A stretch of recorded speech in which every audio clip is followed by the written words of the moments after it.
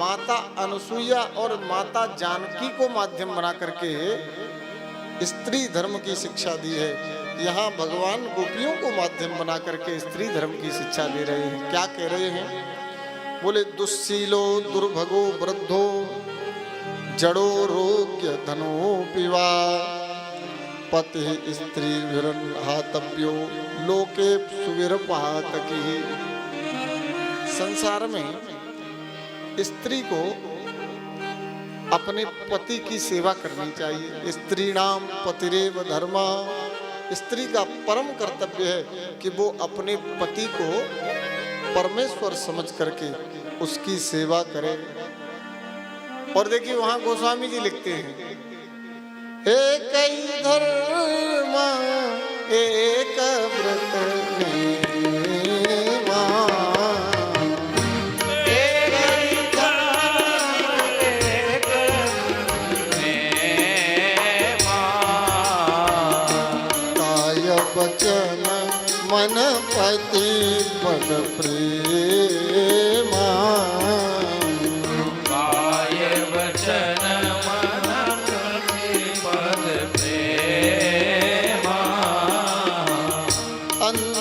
बधिर क्रोधी अति दीना, अंध बधिर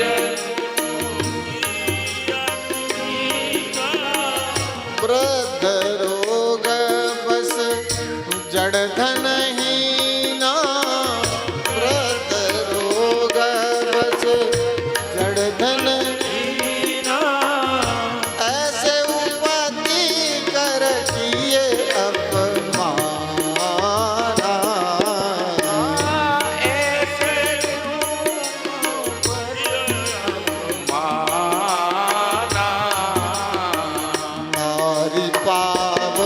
जमपुर दुख नाना।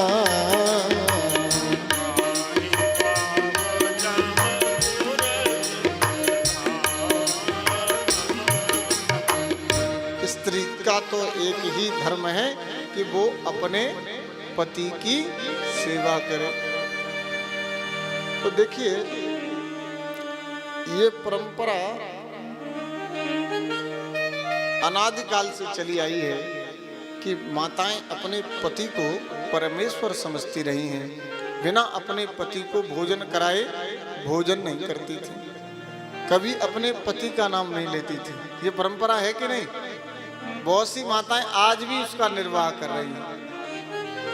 समय के साथ बदलता जा रहा है, लेकिन आज भी कई माताएं बहनें ऐसी हैं जो अपने पति का नाम नहीं लेती हैं। बेशक वे पढ़ी लिखी नहीं, भले ही उन्होंने शास्त्र नहीं सुना, शास्त्र नहीं पढ़ा, लेकिन परंपरागत परिवार में रहकर ऐसा संस्कार आ गया कि वे पति का नाम नहीं लेती हैं। और वास्तव में पुराण में लिखा है कि कभी भी स्त्री को अपने पति का नाम नहीं लेना चाहिए। और एक आश्चर्य की बात बतावें, ये सुनकर के आपको बड़ा आश्चर्य होगा। स्त्री को चाहिए कि वो कभी अपने पति का नाम न ले, और पति को चाहिए कि वो कभी अपनी पत्नी का नाम न ले। ऐसा सुना है आपने कभी कि नहीं? लेकिन शास्त्र में लिखा है पति को भी चाहिए कि वो अपनी पत्नी का नाम नहीं ले। आप देख लीजिए, उदाहरण के लिए जब माता बहनों को बुलाया जाता था तो इस तरह से बुलाया जाता था, अरे उसको बुलाओ गोरखपुर वाली को, है उसको बुलाओ बरसाने वाली को, है उसको बुलाओ लखनऊ वाली को। ऐसे ही तो नाम लिए जाते थे, नाम नहीं लिया जाता था। नाम लेने की परंपरा नहीं थी। तो ये सीखा कहाँ से? शास्त्र सुना, शास्त्र पढ़ा, तभी तो सीखा। और बुंदेलखंड की एक घटना प्रसिद्ध है, सुनने जैसी बात है। बिना पढ़ी लिखी एक नई बहू घर में आई, बिना पढ़ी लिखी, बिल्कुल एक अक्षर भी नहीं पढ़ी थी। एक दिन क्या हुआ कि ये आटा पीस रही थी चक्की पे, ग्रामीण अंचल था, चक्की पर सवेरे सवेरे आटा पीस रही थी। तो क्या हुआ कि इसको काट लिया, चींटे ने काट लिया। तो बड़ी जोर से रोई, चिल्लाई। तो सास की भी आवाज आई बड़ी कर्कश, अरे क्या हो गया, क्यों चिल्ला रही हो? बड़ी जोर से चिल्लावे, बताती क्यों नहीं? अब उसमें कारण था, ये बता क्यों नहीं पा रही थी? इसके पति का नाम चींटाराम था, पति का नाम था चींटाराम। अब कैसे बतावे? तो इसने बड़ी युक्ति लगाई, बोले अरे क्या बताऊं माताजी, जो चींटी होती है ना, चींटी, चींटी से जो बड़ा होता है उसने मुझे काट लिया, लेकिन नाम नहीं लिया। चींटी ते बड़े ने खा लो, ये बुंदेलखंड की भाषा है। चींटी ते बड़े ने खा लो, लेकिन पति का नाम नहीं लिया। तो ये चाहिए, बड़े पुत्र का भी नाम नहीं लेना चाहिए, ये शिव पुराण में लिखा हुआ है। नाम लेने से पुत्र की आयु कम होती है। कभी भी बड़े पुत्र का कोई भी संबोधन कर लो किसी भी प्रकार से, लेकिन नाम पिता माता को उसका नहीं लेना चाहिए। तो बड़ा गहरा दर्शन है ये श्रीमद् भागवत। पति भाग्य से वृद्ध मिल जाए, रोगी मिल जाए, मूर्ख मिल जाए, धनहीन मिल जाए, लेकिन यदि पातकी हो, मदिरा पान करने वाला हो, परिस्त्री गमन करने वाला हो, तो उसका तत्क्षण तत्काल त्याग कर देना चाहिए। एक बार उसको अवसर दिया जाए, यदि वो उस अवसर पर भी न सुधरे तो तत्क्षण उसका त्याग करके, भले ही अविवाहित रह करके गोविंद को अपना पति मान करके जीवन निकल जाए, लेकिन फिर उसका मुख नहीं देखना चाहिए। इस तरह से महापुरुषों की वाणी है। और देखिए मीराबाई जैसी कैसी भक्ता नारी हुई है, जिन्होंने सब कुछ छोड़ दिया। वैसे स्त्री के लिए वैराग्य नहीं है, हमारे शास्त्र में बहनों के लिए वैराग्य नहीं, लेकिन यदि कोई मीराबाई जैसी विदुषी है, करमेती बाई जैसी कोई विदुषी है, जिन्हें साक्षात भगवान का दर्शन होता है, तब वैराग्य लेना उचित है। जाके सिर मोर मुकुट मेरो पति सोई, मेरो तो गिरधर गोपाल दूसरो न कोई। यहाँ भी एक रहस्य है। एक बार वृंदावन में एक संत थे, गोस्वामी जी। तो इनका नियम था कि ये स्त्रियों से नहीं मिलते थे, स्त्रियों से वार्ता नहीं करते थे। मीरा जी एक दिन राजस्थान की धरती से आई, संत के दर्शन की इच्छा हुई, सूचना भेजी। तो इन्होंने कहा, बोले भैया मैं तो स्त्रियों से कोई वार्ता नहीं करता, स्त्रियों के दर्शन नहीं करता। तो मीरा जी ने एक बड़ी सुंदर बात कही, और वो बात इन संत तक किसी ने पहुंचाई। बोले मैं तो समझती थी कि वृंदावन में एक ही पुरुष रहता है, वृंदावन में एक ही पुरुष रहता है, लेकिन इन महाराज की बात को सुनकर के मुझे लगता है कि कोई दूसरा पुरुष भी वृंदावन में रहता है। तो वो संत जो है खड़े होकर के आए, सजल हो गए इनके नेत्र, मीरा के चरणों में गिर पड़े। कहा, बोले मीरा मैं जान नहीं पाया था कि मीरा तो स्त्री और पुरुष की भावना से ऊपर उठ चुकी थी।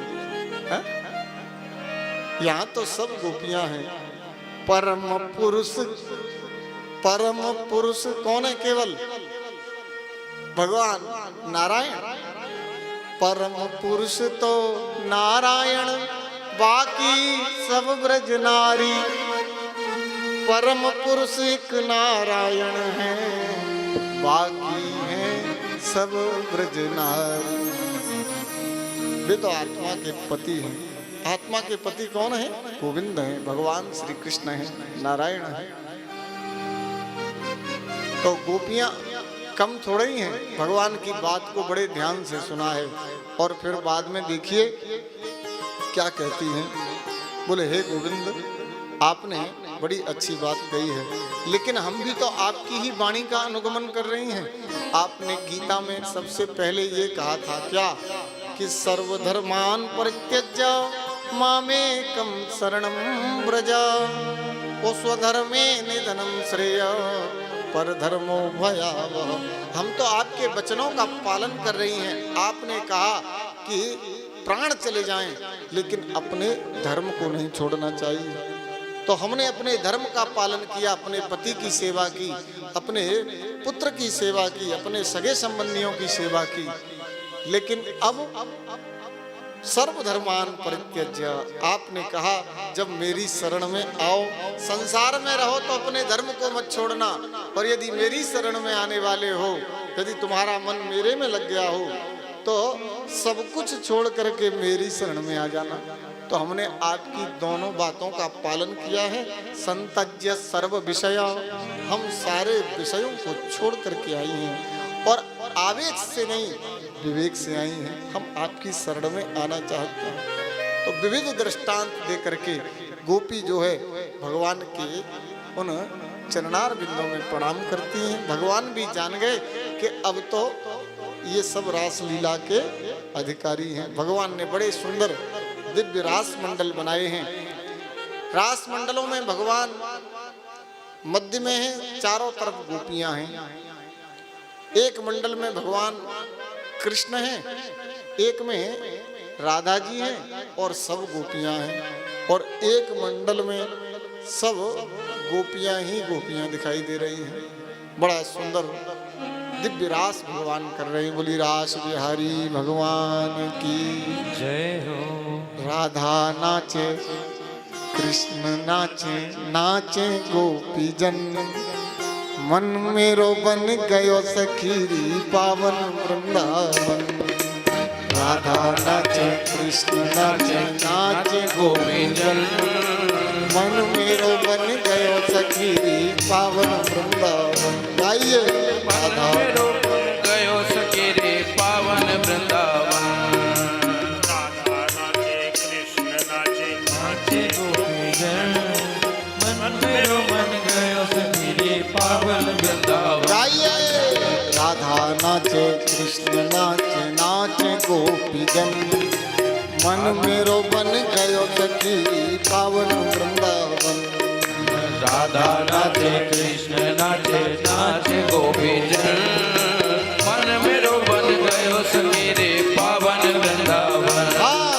ब्रह्मा नाचे कृष्ण नाचे, नाचे देवगन, मन मेरो बन गयो सखीरी पावन वृंदावन। ब्रह्मा नाचे शंकर नाचे, नाचे नंदी संग, मन मेरो बन गयो सखीरी पावन वृंदावन। राधा नाचे कृष्ण नाचे, नाचे गोपी जन, मन मेरो बन गयो सखीरी पावन वृंदावन। राधा नाचे कृष्ण नाचे, नाचे गोपी जन, मन मेरो बन गयो सखीरी पावन वृंदावन। रास रचो है, रास रचो है, जमुना किनारे महारास रचो है। गाइए रास रचो है, रास रचो है, यमुना किनारे कहाँ रास रचो है। बोलिए रास बिहारी भगवान की। रास रचो है, यमुना किनारे कहाँ रास रचो है। रास रचो है, रास रचो है, यमुना किनारे श्याम रास रचो है।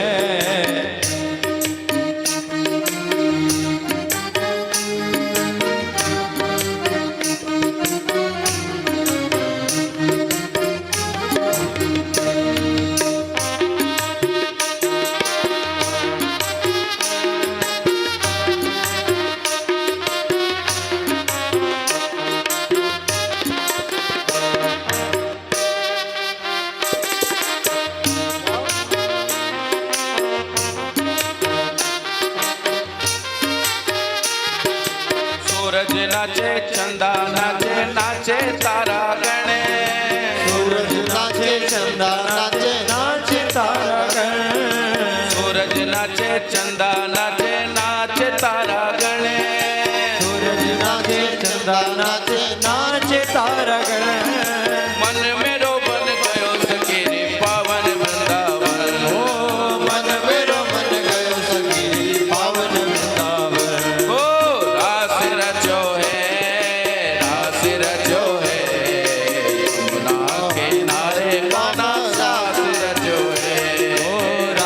रचो है, रास रचो है, यमुना किनारे कहाँ रास रचो है।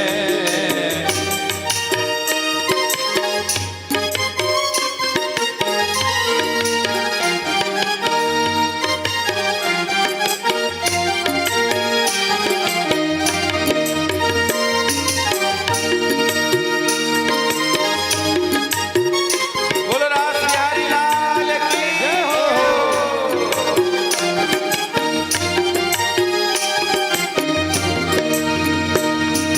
गंगा नाचे यमुना नाचे, नाचे सरयू संग। गंगा नाचे यमुना नाचे, नाचे सरयू संग। गंगा नाचे यमुना नाचे, नाचे सरयू संग। गंगा नाचे यमुना नाचे, नाचे सरयू संग। मन मेरो बन गयो सखी रे पावन वृंदावन। जय हो।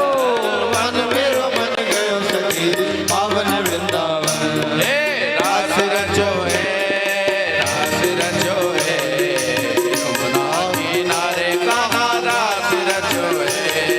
रास रचो है, रास रचो है, यमुना किनारे कहाँ रास रचो है। रास रचो है, रास रचो है, यमुना किनारे कहाँ रास रचो है।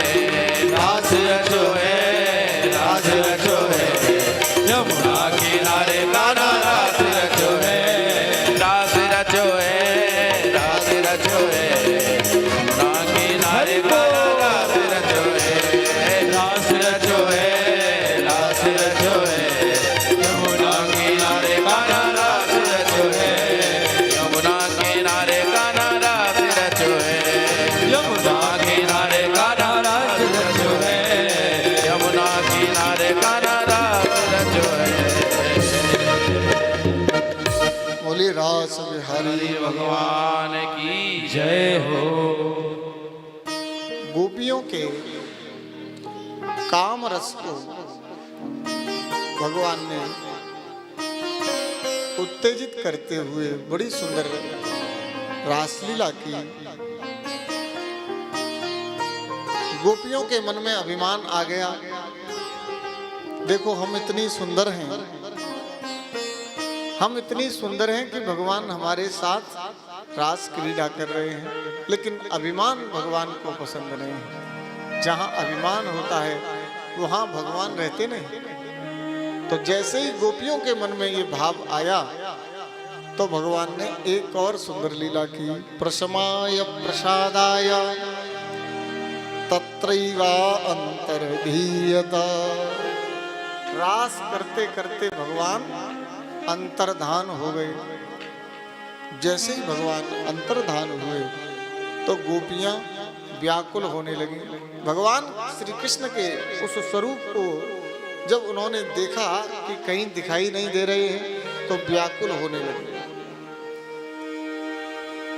विशुद्ध प्रेम का अर्थ होता है कि पहले तो संयोग होता है, पहले संयोग होता है और फिर बाद में वियोग होता है। जो प्रेम करते हैं वे जानते हैं। संयोग और वियोग वही जानता है जिसने प्रेम किया होगा। प्रेम की अवस्थाएं होती हैं। प्रेम की पहली अवस्था जो है वो तद विचार अवस्था कही गई है। तद विचार अवस्था में जिससे प्रेम होता है उसी के प्रेम से मन जो है ओतप्रोत होता है। दूसरी अवस्था तन्मयता होती है। जिससे प्रेम होता है ना, जिससे प्रेम हो जाता है उससे मिलन की आस रहती है कि वो मिल जाए कहीं, एक बार बस उसका दर्शन हो जाए। तीसरी अवस्था कि सदैव उसी की याद आती रहती है। प्रत्येक वस्तु में कोई दूसरा भी आ रहा हो ना मार्ग में तो ऐसा लगता है कि बस वही आ रहे हैं। आपने कई बार देखा होगा जब आप किसी की प्रतीक्षा कर रहे होते हैं ना, जब कोई विशेष व्यक्ति आ रहा होता है, आप उसकी प्रतीक्षा कर रहे होते हैं तो कई बार भ्रम होता है कि बस वही चले आ रहे हैं, उन्हीं की गाड़ी आ रही है और बहुत समय तक वो गाड़ी नहीं आती। ऐसा लगता है बस उन्हीं की गाड़ी आ रही है, वे ही आ रहे हैं। और चौथी अवस्था तदेकता। व्यक्ति वही बन जाता है जिसकी याद करता है। तो भगवान श्री कृष्ण को ढूंढने लगी। सुखदेव जी कहते हैं परीक्षित, भगवान कहीं गए थोड़े ही थे, वे तो छिप करके गोपियों की इस लीला को देख रहे थे। गोपियां वनस्पतियों से पूछती हैं, पेड़ पौधों से पूछती हैं, वृक्षों से पूछती हैं, तुलसी से पूछती हैं, बहन तुलसी तुम तो उनकी बड़ी प्रिय हो, तुम्हारा हृदय तो बड़ा कोमल है तुलसी, तुम सदैव लोगों का कल्याण करती हो, तुम सदैव लोगों को चाहती हो, तुम्हारा प्रेम तो अनन्य है। तुम बताओ कि वे नंदनंदन, वे श्याम सुंदर, वे वासुदेव नंदन, वे देवकी नंदन कहाँ गए? इस तरह से गोपियां विरह से व्याकुल हो रही। कहाँ गए श्याम नेड़ा लगाए, कहाँ गए श्याम नेड़ा लगाए, नेड़ा लगाए, नेड़ा लगाए, नेड़ा लगाए, नेह लगाए, कहाँ गए श्याम नेड़ा लगाए, कहाँ गए श्याम नेह लगाए। विरह समुद्र में छोड़ गया, विरह समुद्र में छोड़ गए हो, विरह समुद्र में छोड़ गए हो, विरह समुद्र में छोड़ गए हो। नेह की नाव चला, नेह की नाव चला, नेह की नाव चला, नेह लगाए, कहाँ गए श्याम नेड़ा लगाए, नेड़ा लगाए। ज्ञानी जब अद्वैत को सिद्ध करता है तो कहता है शिवोहम, और गोपियों ने प्रेमाद्वैत को सिद्ध किया तो गोपियां कहती हैं कि कृष्णोहम। गोपियां प्रेम की चौथी अवस्था में चली गईं तो गोपी क्या कहने लगी? एक गोपी कहती है कि मैं पूतना हूँ, एक गोपी कहती है मैं अघासुर हूँ, एक गोपी कहती है मैं बकासुर हूँ, एक गोपी कहती है मैं काली नाग हूँ, एक गोपी कहती है कि मैं गिरधारी हूँ, मैंने गोवर्धन पर्वत को उठा लिया है। इस तरह से गोपियां बड़ी दुखी हो रही हैं, व्यथित हो रही हैं। तब तक क्या देखा कि भगवान श्री कृष्ण के चरण चिन्ह दिखाई देने लगे। यमुना की नवकोमल बालकुंभ में भगवान श्री कृष्ण के चरण चिन्ह दिखाई दे रहे हैं और भगवान श्री कृष्ण के चरण चिन्हों के साथ एक गोपी के चरण चिन्ह भी दिखाई दे रहे हैं। तो वे गोपियां उन चरण चिन्हों के पीछे पीछे चलने लगी। अनया आराधितो नूनम भगवान हरिश्वरः। तो गोपियां आपस में विचार करने लगी कि वे गए हैं इसी मार्ग से और किसी आराधिका गोपी को अपने साथ लेकर के गई है। और आराधिका गोपी कौन थी? राधा रानी। कहा बोले गोपी को साथ लेकर के गए हैं। कितनी सौभाग्यशालिनी है। उन चरण चिन्हों के पीछे पीछे गए हैं तो क्या देखती हैं कि अब उस गोपी के चरण चिन्ह समाप्त हो जाते हैं और भगवान के चरण चिन्ह जो है बालू में और गहरे दिखाई देते हैं। तो इससे क्या सिद्ध हुआ? भगवान के चरण चिन्ह गहरे हो गए बालू में और ज्यादा। उनके पीछे चल रही हैं लेकिन गोपी के चरण चिन्ह दिखाई नहीं दे रहे हैं। तो गोपियों ने अंदाजा लगाया, बोले हो सकता है कि गोपी थक गई होगी, तो गोपी ने भगवान से कहा होगा कि आप मुझे अपने कंधे पर बिठा लो। तो गोपी को कंधे पर भगवान ने बिठाया होगा, और इसलिए भगवान के चरण चिन्ह बालू में और ज्यादा गहरे लग रहे हैं। लेकिन वास्तव में ऐसा ही हुआ था। राधा रानी को लेकर के भगवान गए थे, तो राधा रानी जब मार्ग में थक गई तो उन्होंने कहा, बोले कृष्ण तुम मुझे अपने कांधे पर बिठा लो। तो भगवान ने राधा रानी को अपने कंधे पर बिठा लिया था, लेकिन राधा रानी को भी अभिमान हुआ कि देखो मैं सबसे सुंदर हूँ, सबसे अलग हूँ, इसलिए इन्होंने मुझे अपने कंधे पर बिठाया। तो फिर देखिए प्रेम की जो गंगा है ना, वो अभिमान के पहाड़ पर नहीं चढ़ती है। भगवान राधा रानी को छोड़ करके भी अंतर्धान हो जाते हैं। तो अब तो राधा रानी भी गोपियों के समूह में आ जाती हैं, सब विरह से व्याकुल होकर के भगवान को